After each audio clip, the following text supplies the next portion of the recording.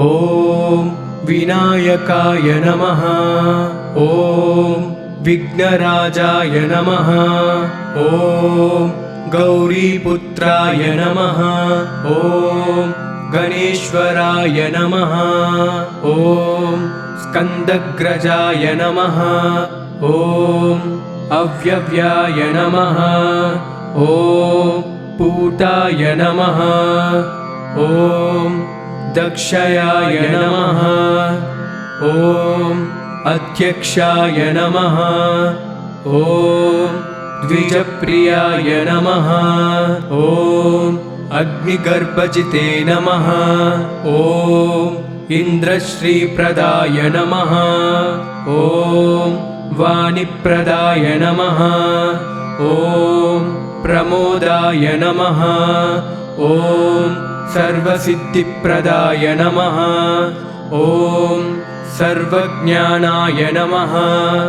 ॐ सर्ववारिप्रियाय नमः।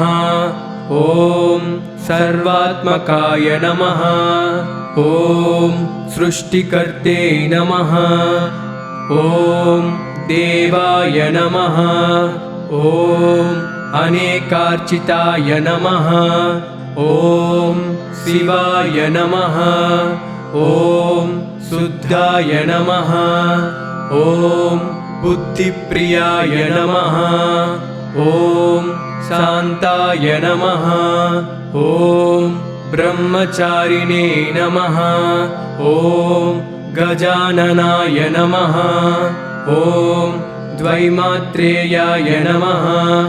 ॐ मुनिस्तुत्याय नमः। ॐ भक्तविघ्नविनाशनाय नमः। ॐ एकदन्ताय नमः। ॐ चतुर्बाहवे नमः। ॐ चतुराय नमः। ॐ शक्तिसंयुक्ताय नमः। ॐ लम्बोदराय नमः। ॐ शूर्पकर्णाय नमः। ॐ हरये नमः। ॐ ब्रह्मविद्युत्तमाय नमः। ॐ कालाय नमः। ॐ ग्रहपतये नमः। ॐ कामिने नमः। ॐ सोमसूर्याग्निलोचनाय नमः। ॐ पाशाङ्कुशधराय नमः। ॐ चण्डाय नमः। ॐ गुणातीताय नमः। ॐ निरञ्जनाय नमः। ॐ अकल्मषाय नमः। ॐ स्वयं सिद्धाय नमः। ॐ सिद्धार्जितपादाम्बुजाय नमः। ॐ बीजापुरफलसक्ताय नमः। ॐ वरदाय नमः। ॐ शाश्वताय नमः। ॐ कृतिने नमः। ॐ श्रीपतये नमः। ॐ वीतभयाय नमः। ॐ गदिने नमः। ॐ चक्रिणे नमः। ॐ विष्णुप्रियाय नमः। ॐ इक्षुचापद्रिते नमः। ॐ श्रीदयाय नमः। ॐ अजाय नमः। ॐ उत्पलकराय नमः। ॐ श्रीपतये नमः। ॐ स्तुतिहर्षिताय नमः। ॐ कुलाद्रिपेत्रे नमः। ॐ जटिलाय नमः। ॐ कलिकल्मषनाशनाय नमः। ॐ चन्द्रचूडामणिये नमः। ॐ कान्ताय नमः। ॐ पापहरिणे नमः। ॐ समहिताय नमः। ॐ आश्रिताय नमः। ॐ श्रीकराय नमः। ॐ सौम्याय नमः। ॐ ऐश्वर्यकर्णाय नमः।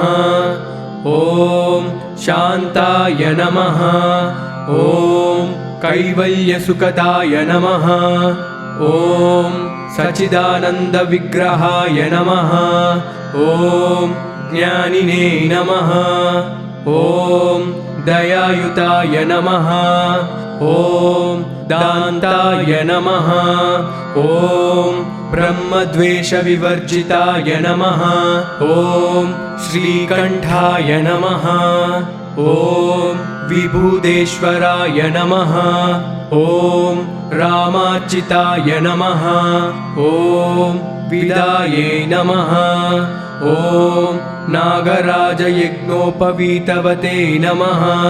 ॐ स्थूलकण्ठाय नमः।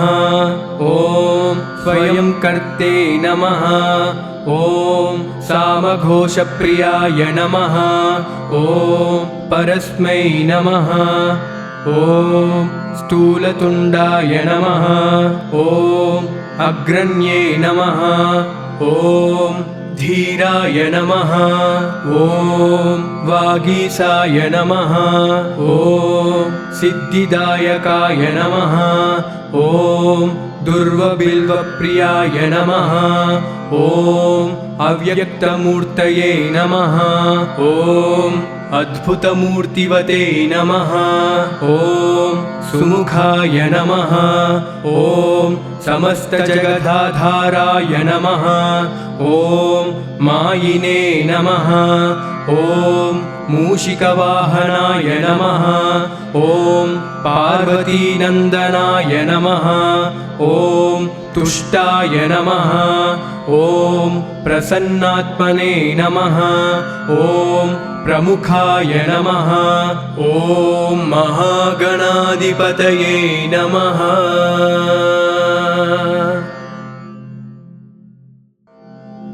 ॐ विनायकाय नमः। ॐ विघ्नराजाय नमः। ॐ गौरीपुत्राय नमः। ॐ गणेश्वराय नमः। ॐ स्कन्दग्रजाय नमः। ॐ अव्यव्याय नमः। ॐ पूताय नमः। ॐ दक्षयाय नमः। ॐ अध्यक्षाय नमः। ॐ द्विजप्रियाय नमः।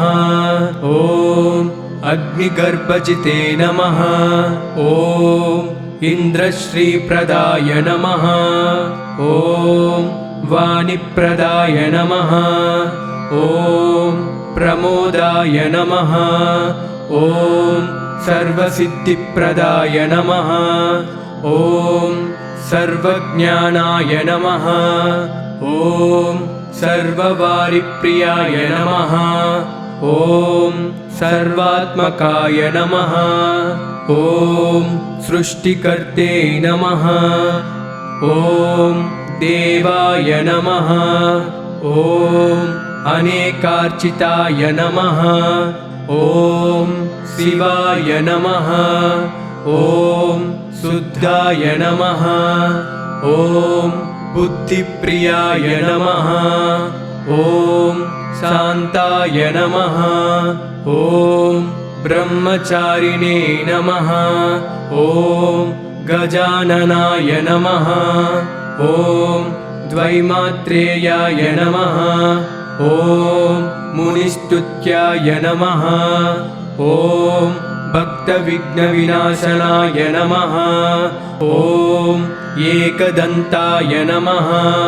ॐ चतुर्बाहवे नमः। ॐ चतुराय नमः।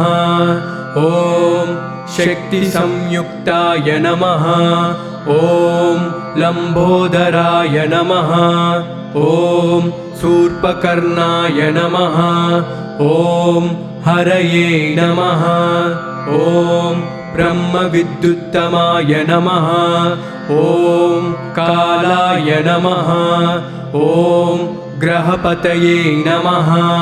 ॐ कामिने नमः। ॐ सोमसूर्याग्निलोचनाय नमः। ॐ पाशाङ्कुशधराय नमः। ॐ चण्डाय नमः। ॐ गुणातीताय नमः। ॐ निरञ्जनाय नमः। ॐ अकल्मषाय नमः। ॐ स्वयं सिद्धाय नमः। ॐ सिद्धार्जितपादाम्बुजाय नमः। ॐ बीजापुरफलसक्ताय नमः। ॐ वरदाय नमः। ॐ शाश्वताय नमः।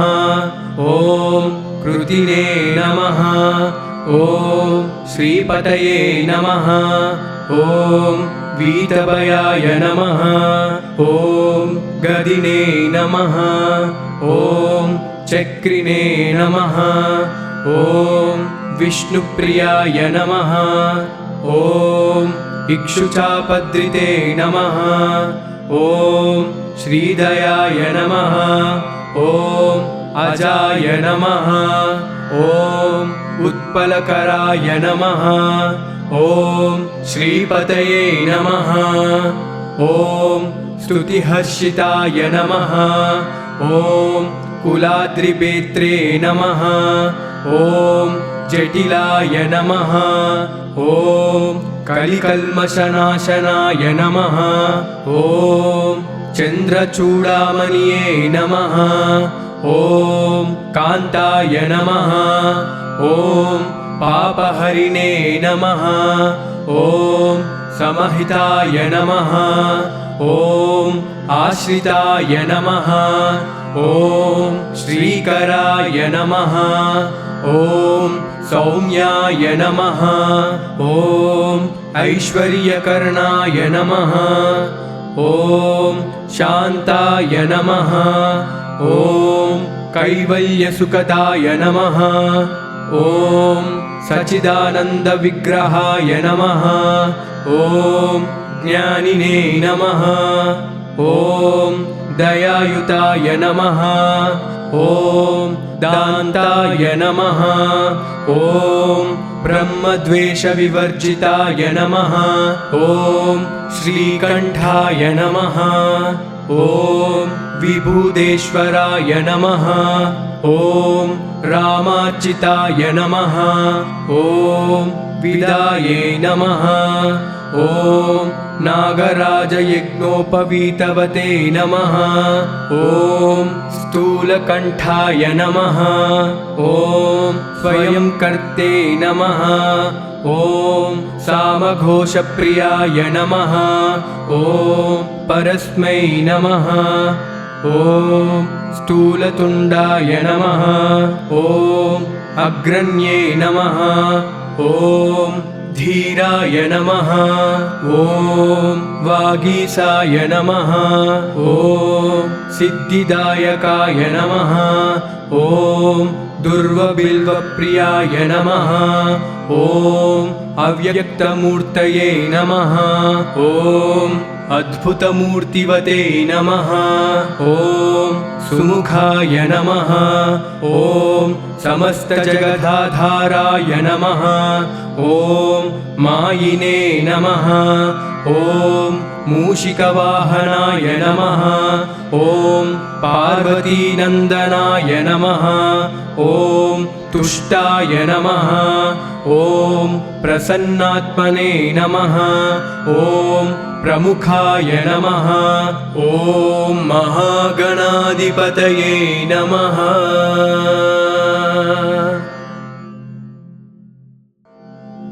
ॐ विनायकाय नमः। ॐ विघ्नराजाय नमः। ॐ गौरीपुत्राय नमः। ॐ गणेश्वराय नमः। ॐ स्कन्दग्रजाय नमः। ॐ अव्यव्याय नमः। ॐ पूताय नमः। ॐ दक्षयाय नमः। ॐ अध्यक्षाय नमः। ॐ द्विजप्रियाय नमः। ॐ अग्निगर्भजिते नमः। ॐ इन्द्रश्रीप्रदाय नमः। ॐ वाणिप्रदाय नमः। ॐ प्रमोदाय नमः।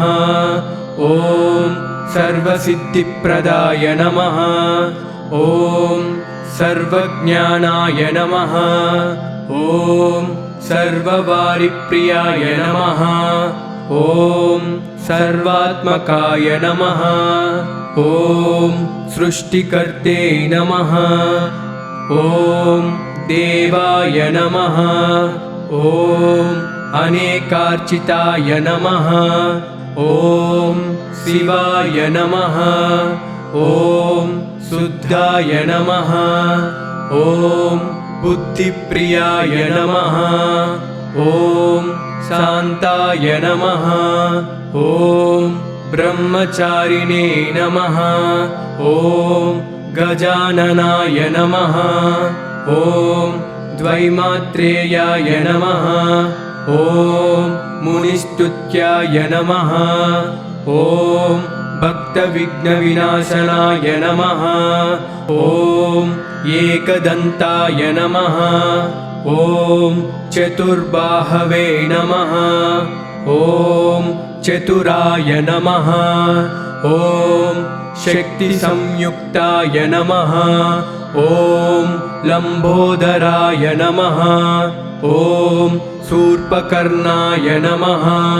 ॐ हरये नमः। ॐ ब्रह्मविद्युत्तमाय नमः। ॐ कालाय नमः। ॐ ग्रहपतये नमः। ॐ कामिने नमः। ॐ सोमसूर्याग्निलोचनाय नमः। ॐ पाशाङ्कुशधराय नमः। ॐ चण्डाय नमः। ॐ गुणातीताय नमः। ॐ निरञ्जनाय नमः। ॐ अकल्मषाय नमः। ॐ स्वयं सिद्धाय नमः। ॐ सिद्धार्जितपादाम्बुजाय नमः। ॐ बीजापुरफलसक्ताय नमः। ॐ वरदाय नमः। ॐ शाश्वताय नमः। ॐ कृतिने नमः। ॐ श्रीपतये नमः। ॐ वीतभयाय नमः। ॐ गदिने नमः। ॐ चक्रिणे नमः। ॐ विष्णुप्रियाय नमः। ॐ इक्षुचापद्रिते नमः। ॐ श्रीदयाय नमः। ॐ अजाय नमः। ॐ उत्पलकराय नमः। ॐ श्रीपतये नमः। ॐ स्तुतिहर्षिताय नमः। ॐ कुलाद्रिपेत्रे नमः। ॐ जटिलाय नमः। ॐ कलिकल्मषनाशनाय नमः। ॐ चन्द्रचूडामणिये नमः। ॐ कान्ताय नमः। ॐ पापहरिणे नमः। ॐ समहिताय नमः। ॐ आश्रिताय नमः। ॐ श्रीकराय नमः। ॐ सौम्याय नमः। ॐ ऐश्वर्यकर्णाय नमः। ॐ शान्ताय नमः। ॐ कैवल्यसुखदाय नमः। ॐ सच्चिदानन्दविग्रहाय नमः। ॐ ज्ञानिने नमः। ॐ दयायुताय नमः। ॐ दान्ताय नमः। ॐ ब्रह्मद्वेषविवर्जिताय नमः। ॐ श्रीकण्ठाय नमः। ॐ विभूदेश्वराय नमः। ॐ रामार्चिताय नमः। ॐ विदाये नमः। ॐ नागराजयज्ञोपवीतवते नमः। ॐ स्थूलकण्ठाय नमः। ॐ स्वयंकर्ते नमः। ॐ सामघोषप्रियाय नमः। ॐ परस्मै नमः। ॐ स्थूलतुण्डाय नमः। ॐ अग्रण्ये नमः। ॐ धीराय नमः। ॐ वागीसाय नमः। ॐ सिद्धिदायकाय नमः। ॐ दुर्वबिल्वप्रियाय नमः। ॐ अव्यक्तमूर्तये नमः। ॐ अद्भुतमूर्तिवते नमः। ॐ सुमुखाय नमः। ॐ समस्तजगदाधाराय नमः। ॐ मायिने नमः। ॐ मूषिकवाहनाय नमः। ॐ पार्वतीनन्दनाय नमः। ॐ तुष्टाय नमः। ॐ प्रसन्नात्मने नमः। ॐ प्रमुखाय नमः। ॐ महागणाधिपतये नमः।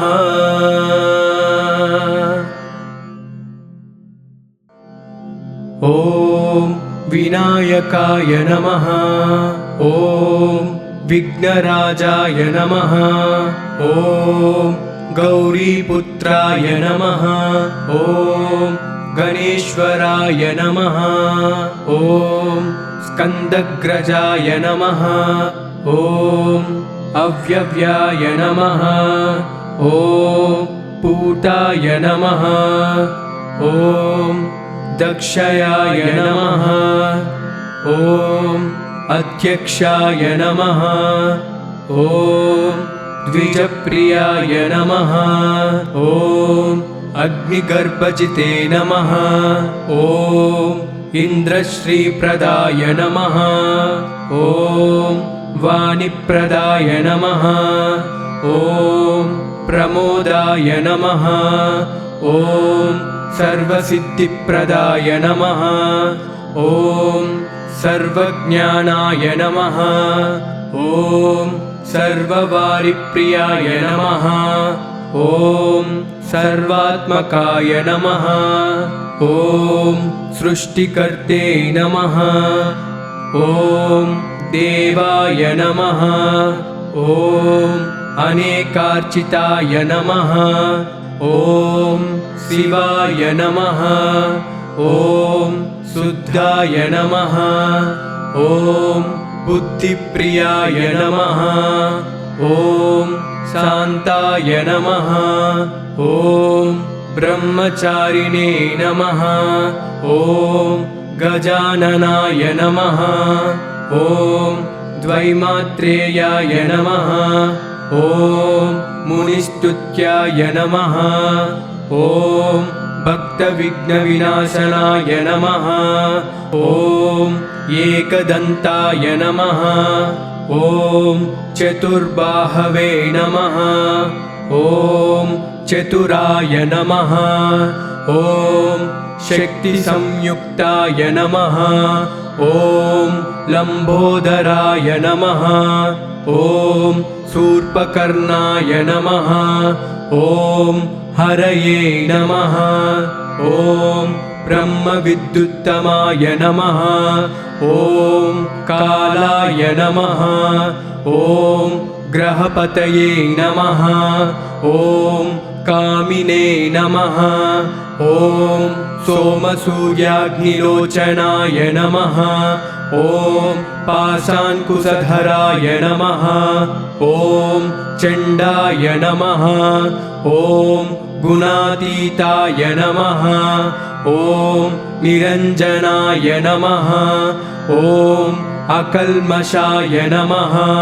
ॐ स्वयं सिद्धाय नमः। ॐ सिद्धार्जितपादाम्बुजाय नमः। ॐ बीजापुरफलसक्ताय नमः। ॐ वरदाय नमः। ॐ शाश्वताय नमः। ॐ कृतिने नमः। ॐ श्रीपतये नमः।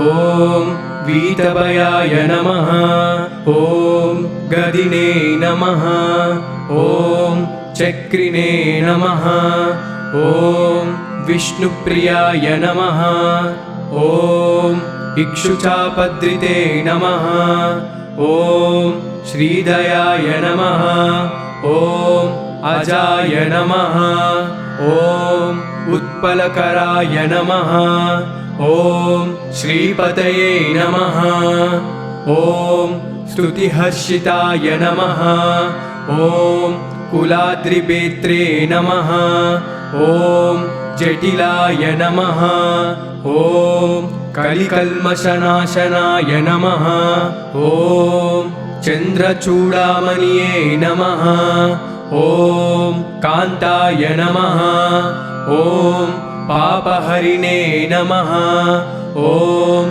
समहिताय नमः ॐ आश्रिताय नमः ॐ श्रीकराय नमः ॐ सौम्याय नमः ॐ ऐश्वर्यकर्णाय नमः ॐ शान्ताय नमः ॐ कैवल्यसुखदाय नमः ॐ सच्चिदानन्दविग्रहाय नमः ॐ ज्ञानिने नमः ॐ दयायुताय नमः ॐ दान्ताय नमः ॐ ब्रह्मद्वेषविवर्जिताय नमः ॐ श्रीकण्ठाय नमः ॐ विभूदेश्वराय नमः ॐ रामार्चिताय नमः ॐ विदाये नमः ॐ नागराजयज्ञोपवीतवते नमः ॐ स्थूलकण्ठाय नमः ॐ स्वयंकर्ते नमः ॐ सामघोषप्रियाय नमः ॐ परस्मै नमः ॐ स्थूलतुण्डाय नमः ॐ अग्रण्ये नमः ॐ धीराय नमः ॐ वागीसाय नमः ॐ सिद्धिदायकाय नमः ॐ दुर्वबिल्वप्रियाय नमः ॐ अव्यक्तमूर्तये नमः ॐ अद्भुतमूर्तिवते नमः ॐ सुमुखाय नमः ॐ समस्तजगदाधाराय नमः ॐ मायिने नमः ॐ मूषिकवाहनाय नमः ॐ पार्वतीनन्दनाय नमः ॐ तुष्टाय नमः ॐ प्रसन्नात्मने नमः ॐ प्रमुखाय नमः ॐ महागणाधिपतये नमः।